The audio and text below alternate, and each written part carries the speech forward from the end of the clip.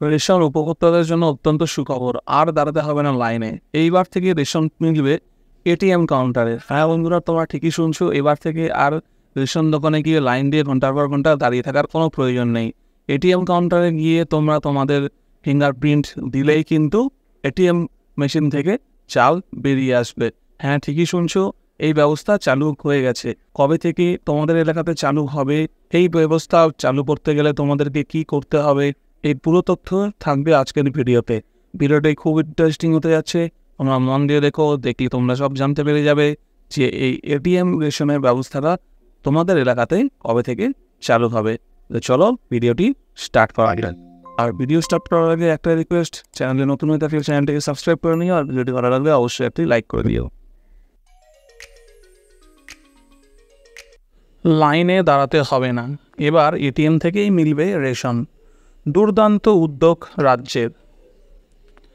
Ration ব্যবস্থা সম্পর্কে কম বেশি আমরা প্রত্যেকেই জানি। এদেশের বহু পরিবার দুবেলা দুমুঠো খাবারের জন্য রেশনের ওপর নির্ভরশীল। প্রত্যেক মাসে রেশন দোকানের সামনে লাইন দিয়ে এই সামগ্রী সংগ্রহ করেন তারা। তবে এবার আর দীর্ঘক্ষণ লাইনে দাঁড়িয়ে অপেক্ষা করতে হবে না, বরং রেশন কার্ড ঢোকালেই চাল দেবে এটিএম। রেশন ব্যবস্থা সম্বন্ধে যেমন আমরা সকলেই জানি, তেমনি এটিএমের কথাও কারো অজানা নয়। যে কোনো সময় এখান থেকে নগদ টাকা তোলা যায়। পরবর্তী পানীয় জলের এটিএম সহ একাধিক ব্যবস্থা চালু হয়েছে। এবার রেশনের ক্ষেত্রে নেওয়া হলো এই উদ্যোগ। এবার এটিএম থেকে রেশনের চাল সংগ্রহ করতে পারবেন গ্রাহকরা। এমনিতে রেশনের জন্য পাবলিক ডিস্ট্রিবিউশন সিস্টেমের সামনে লাইন দিতে হয়। দুয়ারে রেশনের মতো উদ্যোগ নেওয়া হলেও সেখানেও ভিড় চোখে পড়ে। তবে এবার আর এসবের ঝামেলা রইল না। পিডিএসের সামনে লাইন না দিয়ে সোজা এটিএম থেকে চাল তুলে নিতে পারবেন গ্রাহকরা। এই সুবিধা পেতে রেশন উপভোক্তাকে প্রথমে রেশন এটিএম কাউন্টারে আসতে হবে। তারপর সেখানে থাকা মেশিনে টাচ করে নিজের রেশন কার্ড নম্বর দিতে হবে। বায়োমেট্রিক যাচাই হয়ে গেলেই কাউন্টার থেকে পাওয়া যাবে খাদ্য সামগ্রী। জানা যাচ্ছে এই ধরনের কাউন্টার থেকে 25 কেজি অবধি চাল সংগ্রহ করা যাবে।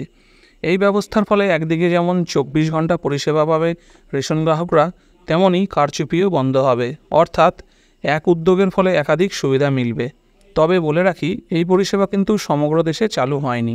আপাতত শুধুমাত্র উড়িষ্যায় এই পরিষেবা চালু করা হয়েছে। জনগণের সুরাহা করতে সেই রাজ্যের খাদ্য সরবরাহ দপ্তরের তরফ থেকে এই উদ্যোগ নেওয়া হয়েছে। উড়িষ্যার মঞ্চেশ্বরে দেশের প্রথম এই রেশন এটিএম খোলা হয়েছে। এটিএম থেকে যেভাবে টাকা তোলা হয় সেইভাবেই এই কাউন্টার থেকে রেশন সামগ্রী তুলতে পারবেন গ্রাহকরা।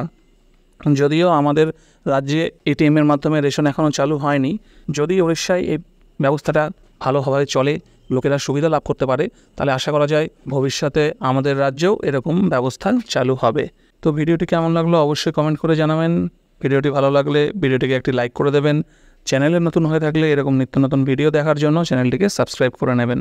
ততদিন ভালো থাকবেন, সুস্থ থাকবেন।